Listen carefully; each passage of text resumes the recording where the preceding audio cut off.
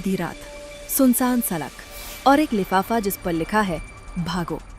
अगर कोई अजनबी आपको एक चाबी दे जाए और अगले ही पल गायब हो जाए तो क्या आप उसे इत्तेफाक मानेंगे या फिर ये मान लेंगे कि आपकी जिंदगी का सबसे डरावना सच अब जाग चुका है। लखनऊ की सड़कों पर खामोशी का राज था। केवल उसकी तेज धड़कनें और पुराने खंभों से टपकती पानी की आवाजें ही सुनाई दे रही थी। उसने अपने पर्स को कसकर पकड़ा हुआ था। उसकी आंखें हर परछाई पर टिकी थीं। रात की गहराई में एक परछाई अचानक उसकी राह में आ गई। मिशा का दिल मुंह को आ गया। उसने देखा कि वो एक बूढ़ा आदमी था। उसके हाथ में एक लिफाफा था। ये तुम्हारे लिए है, उसने फुसफुसाते हुए कहा, और इससे पहले कि निशा कुछ पूछ पाती वो गायब हो गया। उसने धीरे से लिफाफा खोला। अंदर एक पुरानी चाबी और एक मुड़ी हुई चिट्ठी थी। चिट्ठी में केवल एक शब्द लिखा था, भागो। निशा के रोंगटे खड़े हो गए। उसने चारों ओर देखा। अब उसे हर परछाई में खतरा महसूस हो रहा था।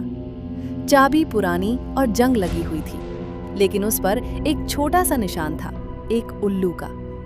निशा को याद आया कि उसके दादाजी की पुरानी घड़ी पर भी ऐसा ही निशान था, जो उनके गुप्त कमरे की चाबी थी।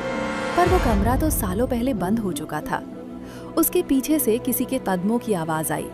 निशा ने घबराकर पीछे मुड़कर देखा। वहां कोई नहीं था सिवाय खाली सड़क और उसकी बढ़ती हुई धड़कनों के।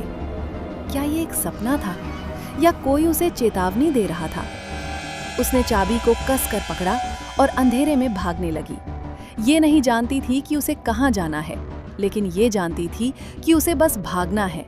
कहानी अभी शुरू हुई थी। मिशा भाग तो गई, लेकिन क्या वो सही दिशा में भाग रही थी? जिस गुप्त कमरे को सालों पहले बंद कर दिया गया था, क्या वो सच में खाली था? वो बूढ़ा आदमी कौन था? चेतावनी देने वाला या फंसाने वाला? और सबसे बड़ा सवाल, अगर चिट्ठी में भागो लिखा था तो किससे?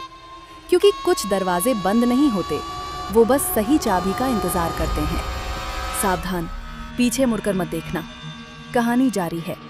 वो आवाज, वो कदमों की आहट, क्या निशा अकेली है? सस्पेंस की इस गहरी खाई में उतरने के लिए सब्सक्राइब बटन दबाएं